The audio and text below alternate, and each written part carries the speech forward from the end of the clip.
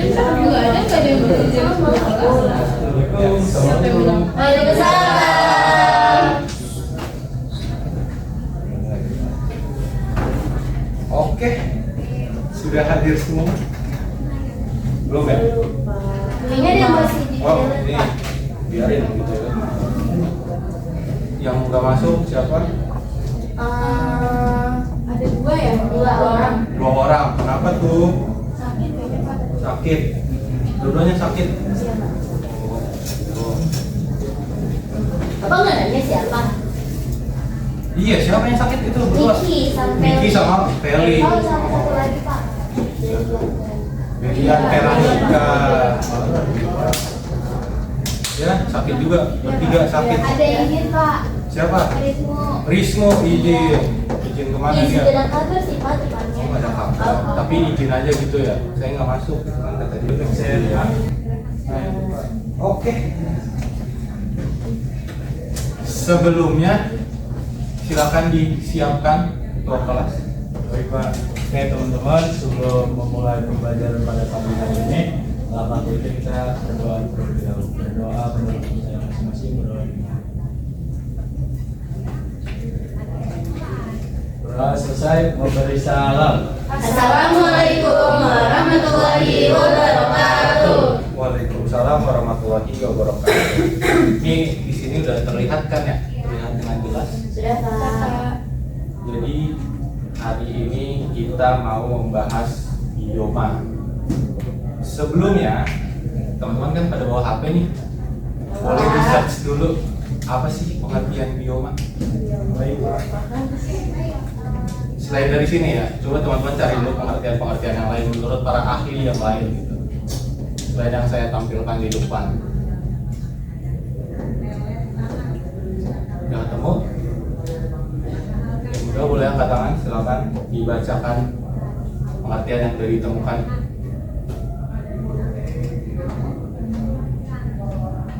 Saya Pak, Pak. Menurut National Geographic Society, bioma adalah suatu area di planet yang dapat Diklasifikasikan. Itu dia maksud saya, berdasarkan tumbuhan dan hewan yang hidup di dalamnya. Oke. Bukan dulu buat temennya dong. Yang lain ada lagi? Saya Pak. Boleh, silakan. Menurut Arthur Tansley tahun 1935, beliau mendefinisikan bahwa bioma sebagai keseluruhan kompleks organisme yang menghuni wilayah tertentu. Tepat sekali. Tepuk tangan buat teman yang sudah menjawab. Oke. Langsung saja kita masuk ke dalam materinya. Jadi bioma itu merupakan kumpulan ekosistem yang memiliki iklim, flora atau tumbuhan dan fauna yang serupa. Lalu bagaimana bisa bioma itu terbentuk? Jadi ada faktor-faktornya. Yang pertama ada faktor suhu, terus curah hujan dan kondisi geografis. Apa sih kondisi geografis, ada yang tahu nggak?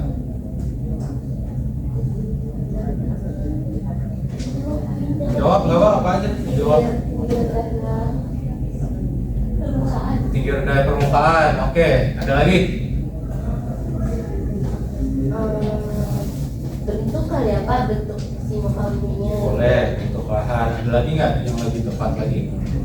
Keadaan alam suatu wilayah Pak. Betul, oke. Jadi kondisi geografis itu meliputi letak wilayah tersebut. Ya, misalkan Indonesia letaknya di mana, di garis katulistiwa. Istiwa. Jadi iklimnya tropis. Ya, betul. Jadi iklimnya mempengaruhi suhu dan juga curah hujan. Nah, terutama untuk pola persebaran flora di dunia dapat dipahami melalui bioma. Jadi yang tadi itu flora dan faunanya itu kita pahami melalui bioma yang ada. Nah, bioma biasanya diklasifikasikan berdasarkan vegetasi dalam suatu wilayah yang luas. Jadi terbentuknya bioma itu ada 3. Yang pertama iklim, yang tadi suhu dan curah hujan menjadi faktor utama. Lalu ada tanah, kesuburan dan jenis tanah mempengaruhi jenis tumbuhan. Lalu ketinggian, tadi siapa yang bilang ketinggian? Awi ya keren, awi bukan. Langsung saja kita, oke ini bioma darat ya lebih tepatnya. Yang pertama itu ada padang rumput. Kita bahas karakteristik dari padang rumput. Coba kita sudah saya hitung nih, kelihatannya. Kelihatan ya. Deskripsikan dong. Hijau. Apa sih yang terlihat? Hijau. Luas. Luas. Lagi Ada pohonnya. ada pohonnya. Sejuk. Ada faunanya, iya. Karena fotonya nggak ada faunanya. Nah, bisa kita lihat di sini ya, kenapa dia sangat hijau, rumputnya hijau, pohonannya hijau. Karena curah hujannya itu termasuk tinggi, 250 hingga 500 mm per tahun. Nah, di beberapa padang rumput, curah hujannya itu bisa mencapai hingga 1000 mm.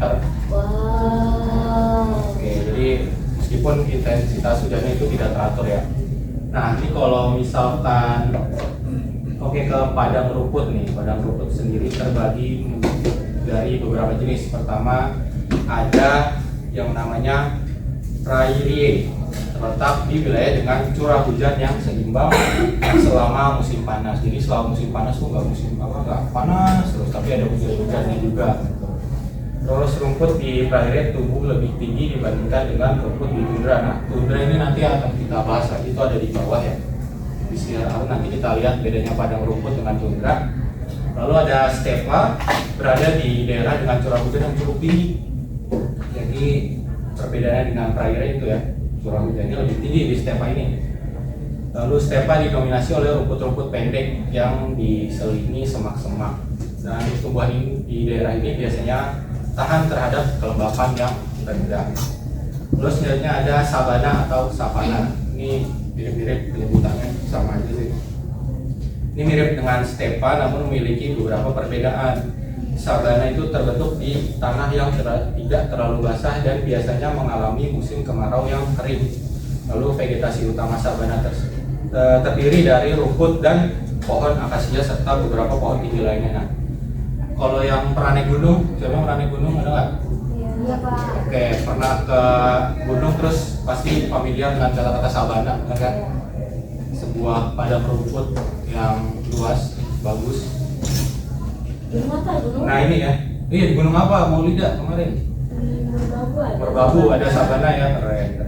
Bukan semua keren. Gunung, teman-teman yang lain cobain lah di gunung ya. Yang lain coba di gunung, Baul. Iya boleh. Nah ini ya, sabana terbentuk di tanah yang tidak terlalu basah, seperti di daerah pegunungan, kelembapannya rendah, jadi tanahnya tidak terlalu basah. Dan biasanya mengalami musim kemarau yang kering. Jadi ya, di dataran tinggi kelembapannya itu sangat rendah. Lalu ini padang rumput tuh berbeda dengan sawah ya.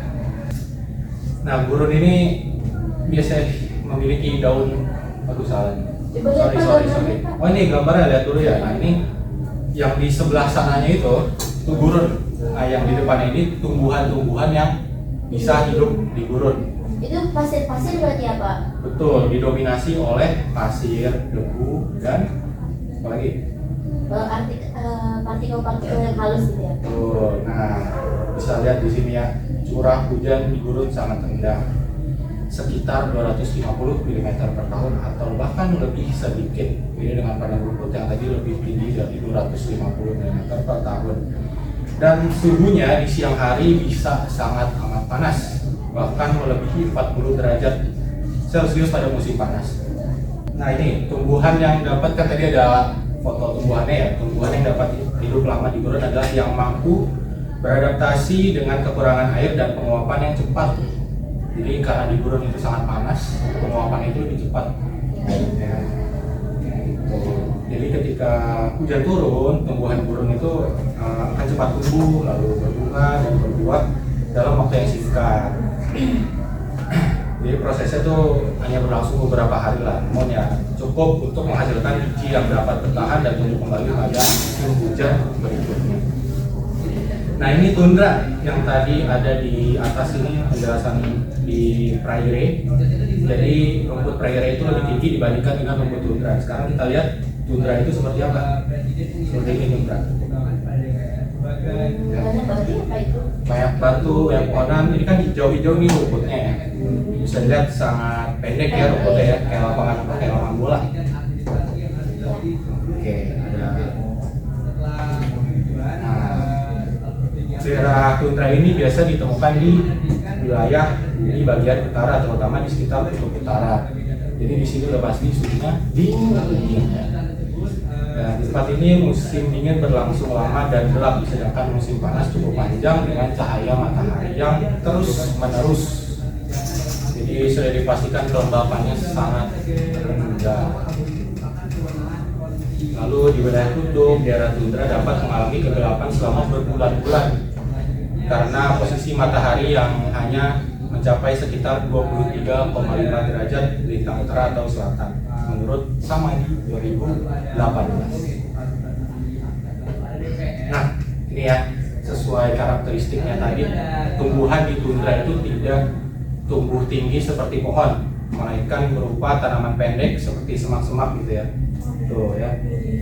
Nih, kan bukan pohon ya, semak-semak gitu kan. Oke. Lalu, nah di sini meskipun suhu udara sangat dingin dan sering bersalju, tumbuhan di daerah ini mampu bertahan hidup. Dan jenis makhluk hidup yang tinggal di tundra juga sangat sedikit, bahkan lebih sedikit dibandingkan dengan gurun. Kalau di gurun kan ada onta, ya kan. Nah, semakin mendekati kutub, tanah tundra akan berganti menjadi lapisan es. Jadi hewan-hewan yang hidup di tundra meliputi ini ya, walrus, anjing laut, sil, penguin serta mamalia berbulu tebal. Mesti yang bulunya tuh tebal-tebal, terus berbadan besar lah ya kalau di daerah-daerah dingin. Nah, kita lanjut lagi kali ya, langsung saja ke hutan tropis. Sebelumnya kita zoom nih hutan tropis ya, berlumut ya kan, sangat hijau tertutup. Betul. Sebelumnya nih, ini hutan hujan tropis ini kan kita banget nih, Indonesia banget nih tropis. Hutan hujan tropis terbesar di dunia itu di mana sih? Salah. Ada yang tahu? Silakan. Amazon, Pak. Amazon, tepuk tangan. Tuh, Amazon di mana sih? Amazon ada di mana sih? Kalau yang terbesar di Indonesia ada di Kalimantan, makanya disebut paru-paru dunia. Oke. Di wilayah hutan basah tropis, karena ini hutannya sangat basah ya, tertutup, kelembapannya tinggi, terdapat ribuan jenis tumbuhan yang mungkin tidak ditemukan di daerah lain. Kalau di yang terkenal tuh kan bunga bangkai, Rafflesia annually itu. Lalu hutan hujan tropis di berbagai belahan dunia memiliki kesamaan karakteristik. Sepanjang tahun, hutan ini mendapatkan pasokan air yang cukup dan kondisi alam yang mendukung pertumbuhan tanaman secara terus-menerus, sehingga komunitas tumbuhannya menjadi sangat kompleks. Berbeda dengan tadi yang padang rumput, lalu tundra, lalu gurun yang kondisi iklim, suhu dan sebagainya itu tidak stabil dengan hutan tropis gitu. Hutan tropis kan kelembapannya bagus, mungkin ya, kelembapannya tinggi, jadi ya lebih banyak flora dan fauna yang bisa hidup di hutan hujan tropis ini. Nah ini lapisan tajuk atau kanopi yang membuat dasar hutan tuh menjadi cukup gelap ya. Ini kan di foto ini kan gelap kan, terlihat tertutup tuh di atas itu. Ini disebut kanopi yang menutup hutannya, jadi terlihat gelap dan menyeramkan. Menyeramkan kan? Iya semua Pak, berarti pohonnya itu nempel-nempel lah ya Pak, jadi Betul. matahari itu susah masuk. Iya, dia nempel-nempel, lebat lah.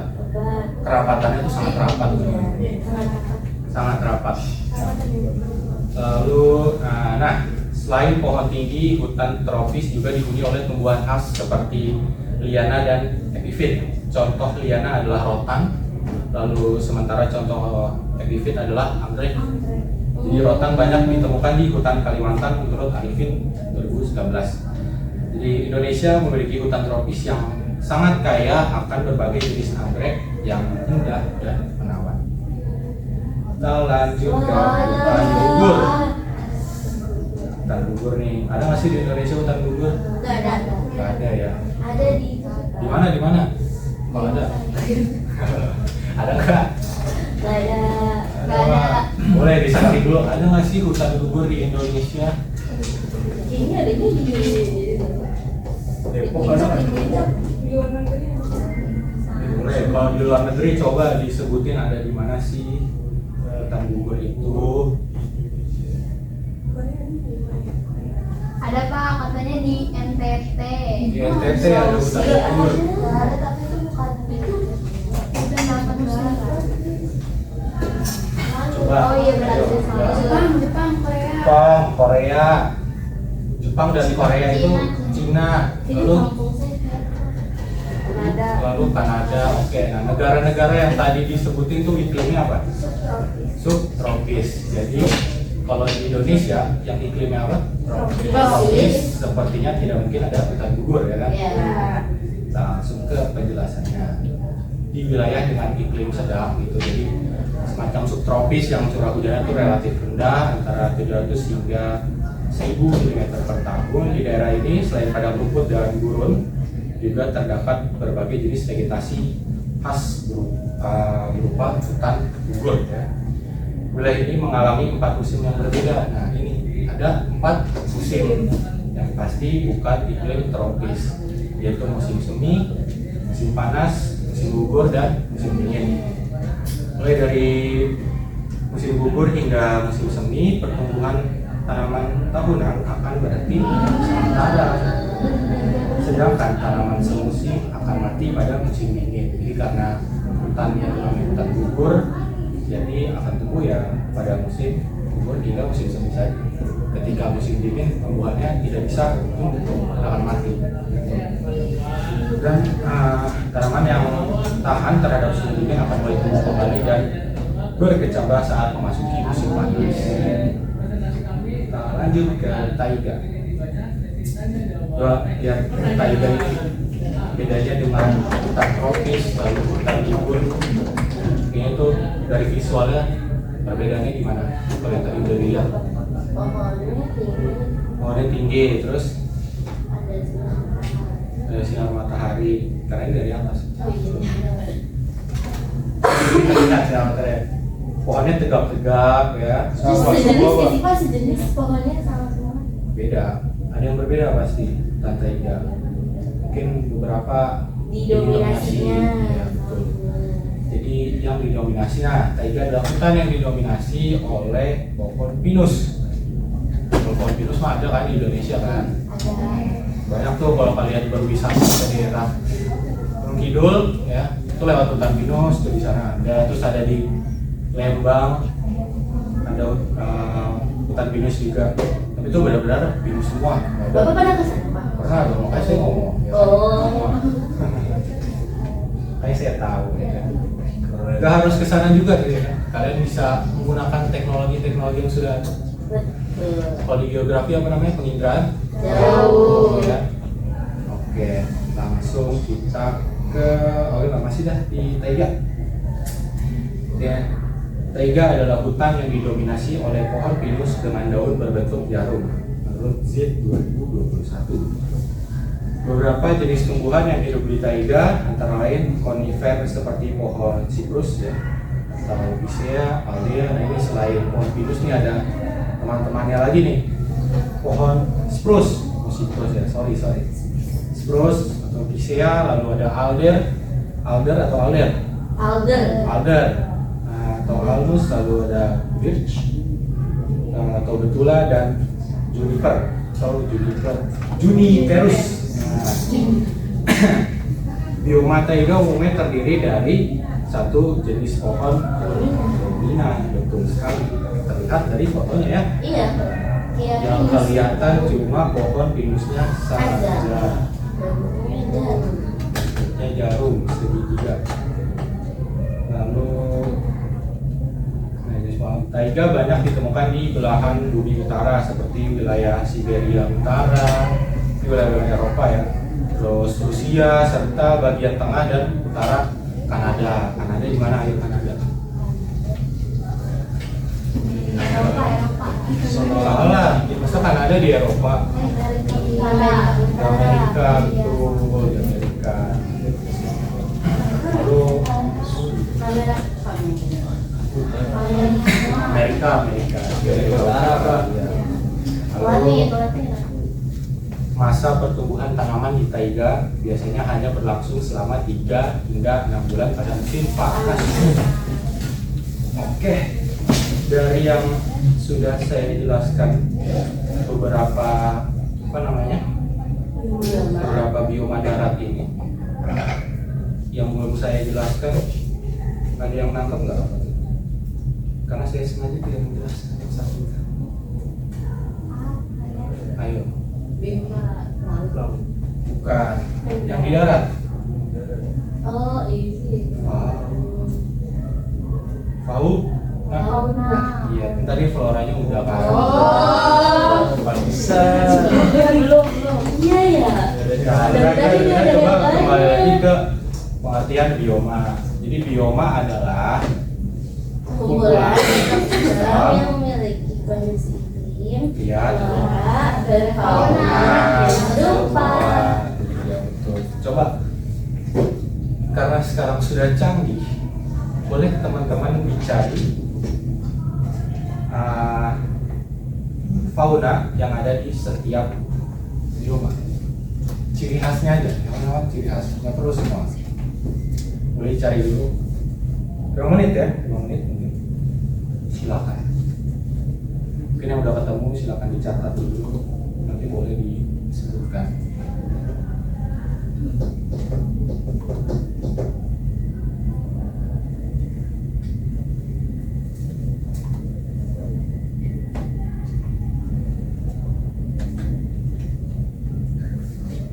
Saya mau lihat-lihat juga. Gimana Mas? Sudah ditemukan Mas? Sudah Pak. Apa saja coba? Tadi yang ada dari bioma tundra, ciri khas dari yang tadi Bapak sudah jelaskan itu kan dia memiliki kulit yang tebal, dia badan besar untuk bertahan hidup di daerah ini. Saya juga udah nemu yang taiga juga nih Pak. Disimpan dulu, nanti kita bahas sama-sama. Oke Pak. Mbak, bagaimana Mbak? Iya sudah dapat Pak di Sudah beberapa keren. Yang lainnya bagaimana yang lainnya? Sudah. Boleh, Mas Raffi tadi kayaknya udah lengkap banget tuh, ya, teman-teman. Saya lihat langsung ketemu gitu. Karena emang segampang itu kan mencari informasi sekarang ya. Tinggal searching terus ketemu deh jawabannya. Boleh Mas, mungkin dari mana dulu Mas? Baik Bapak, boleh saya jelaskan dari mulai taiga. Boleh, Taiga. Tapi maju gak sih? Mau maju Mas? Cukup di bangku aja. Karena cukup di bangku lebih nyaman kayaknya Mas ya. Ada grogi. Oke, dari bioma taiga ciri khasnya itu Pak ada hewan yang mampu hidup di hutan konifer seperti hewan yang berburu dan herbivora besar. Contohnya itu ada beruang Pak, kan dia gede ya. Beruang. Herbivora, Serigala. terus ada rubah juga. Herbivora besar itu ada mouse itu kayak rusa begini. Iya, rusa. Terus ada ajak. Saya belum tahu sih ajak seperti apa Pak. Macam serigala sih. Saya juga belum tahu tuh. Terus hutan hujan Pak. Tunggu dulu Mas. Coba Pak. Oh, Taiga. Taiga. Boleh yang lainnya. Taiga sudah. Next. Saya boleh Pak. Boleh silakan Kafna. Kalau di bioma sabana itu Sabana. biasanya habitat untuk fauna jenis mamalia yang berbadan besar. Apa saja tuh mamalia berbadan besar? Kayak gajah, jerapah, Boleh. zebra gitu. Oke. Lagi. Jadi ciri khasnya di sabana atau padang rumput Ya. seperti itu ya. Boleh selanjutnya yang lain? Mbak, sorry. Teman-teman yang lain ada burun, cipta burun, lalu tundra, lalu hutan tropis dan hutan. Dicari-cari informasi sebanyak-banyaknya. Mungkin burun. Apa? Saya bilang burun. Oke. Burun juga sama kayak tadi Bapak Ah, sampaikan, iya, kayak iya. pohon yang mampu bertahan hidup dalam kondisi air yang langka, suhu yang ekstrim. Contoh hewannya tuh kayak unta, lebah bulun, Iya. berbagai jenis reptil dan reptil. Kalau udah itu aja. Iya. Contoh ininya, contoh hewannya itu apa? Jadi unta, terus lubang burun, Burun. berbagai jenis reptil kayak kadal, Reptil. ular, Kadal, ular. terus reptil. Oke. Boleh selanjutnya? Siapa lagi? Saya Pak, Boleh. Apa tuh? hutan gugur. Hutan gugur. Boleh. Contoh hutan gugur.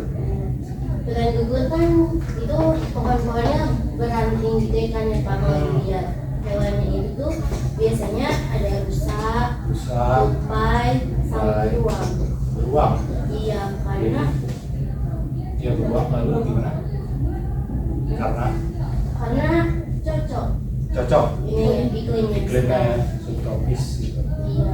Jadi beruang ada di mana tuh? Ada di hutan gugur. Terus Mas Raffi tadi menjelaskan di taiga juga ada. Gitu.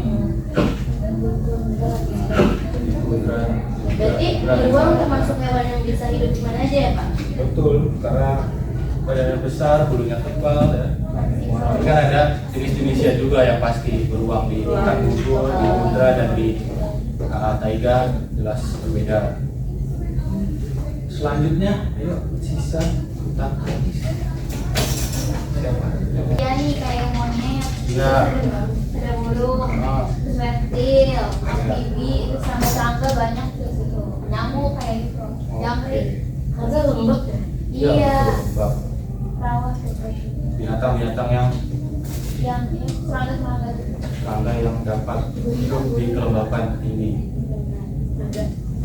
Oke, karena waktunya sudah mau habis, saya cukupkan untuk materi bioma darat hari ini. Dan jangan lupa di minggu depan kita akan mempelajari bioma laut.